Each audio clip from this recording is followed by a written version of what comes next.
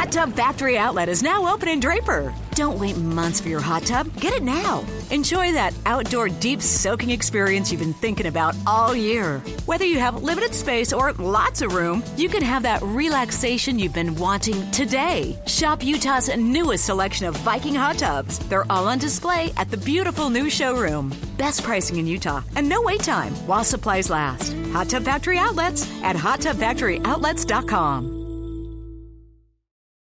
For such a crazy car market where no one has vehicles, Tim Daly Infiniti is your home for an incredible selection of great quality used vehicles for any budget. And the best part? Most are backed by the Tim Daly Forever Warranty. Tim Daly Infiniti still wants your trade-in or to simply buy your car outright with a quick payoff. Don't wait. Come see us today. Think Tim Daly Infiniti and think it's forever your warranty. Good morning. KSL News Time is 5 o'clock. Welcome to Friday. It is also the first day of the month, first day of October. This is Utah's Morning News. I'm Tim Hughes. And I'm Amanda Dixon. Right now downtown, it's 50 degrees. Most of the roads looking great as we start the drive. I'm Andy Farnsworth. Our top story this morning, a large controversial housing development in southwestern part of the Salt Lake Valley is getting a new lease on life. The city of Harriman now says it will welcome the densely planned community called Olympia. KSL News Radio's Heather Kelly is live with the latest. Heather? Well, Amanda, this master plan development will hold 55,000 residents. It was originally called Olympia Hills and slated to be its own city. Now, the Salt Lake Tribune reports Harriman says it will incorporate the new community within its borders, and it's been renamed simply Olympia. A new city council voted 3-2 in favor of the 6,300 houses and apartments. Critics argue this will destroy the rural way of life and put too much burden on the resources in the area. Former Salt Lake County Mayor Ben McAdams previously vetoed the development, but current Mayor Jenny Wilson calls this an opportunity for smart growth. Live, Heather Kelly, KSL News Radio.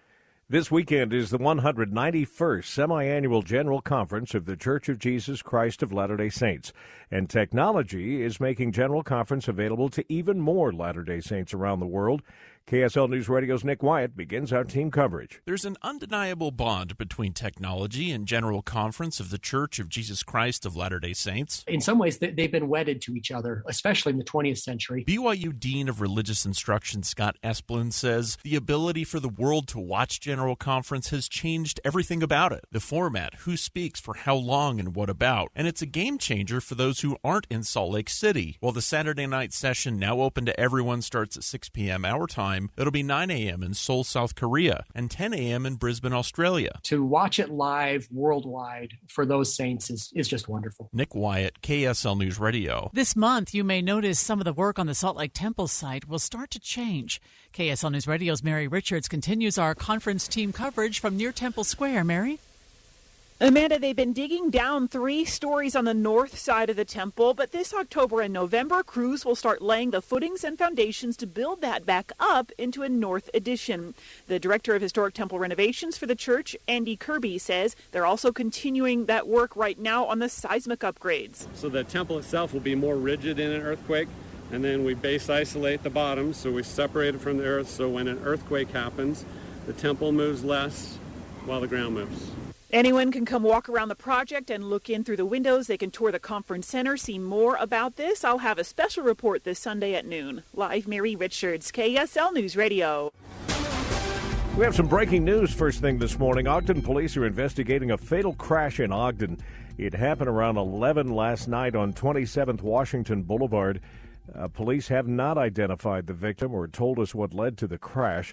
We will continue to gather information and bring you any developments as they happen.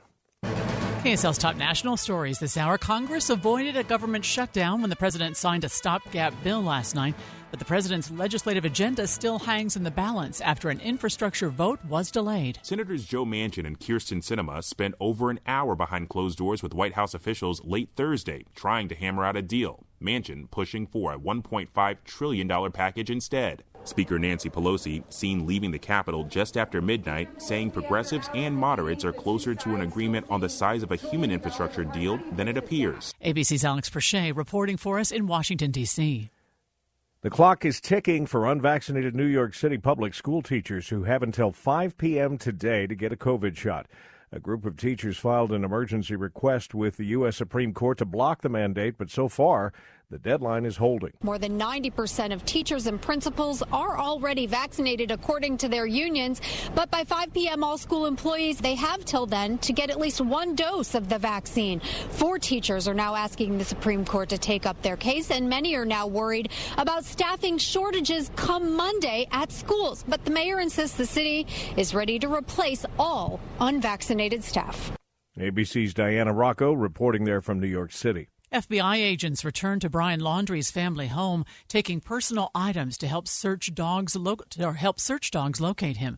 Former FBI agent and ABC News contributor Brad Garrett calls that a good sign. I would say that the idea that they want to continue with a scent dog to find Brian is fairly encouraging. That means that perhaps they have a location that they're focusing on that we don't know about, and they wanted a fresh scent to see if, in fact, the dogs could track this new area that they're potentially searching as we speak. Laundrie has been missing for nearly 2 weeks after returning from a cross-country trip without Gabby Petito, who was later found dead in Wyoming.